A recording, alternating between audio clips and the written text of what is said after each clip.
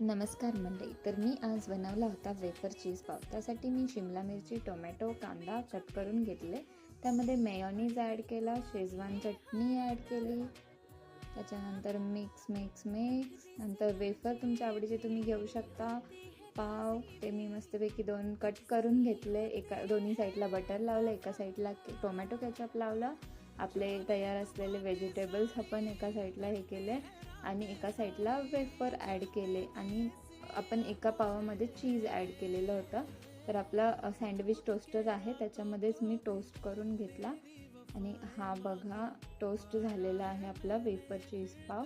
तुम्हाला कट करून दाखवते आणि एक बाईट खाऊन पण दाखवते खायला. अँड सिरियसली गाईज, इतका मस्त आणि टेस्टी लागत होता ना. मी फर्स्ट टाईम खाल्ला आणि घरी बनवला फर्स्ट टाईमच आणि इतका मस्त होता ना हा बाईट. तुम्ही बघू शकता, तुम्ही पण नक्कीच ट्राय करा. थँक्यू.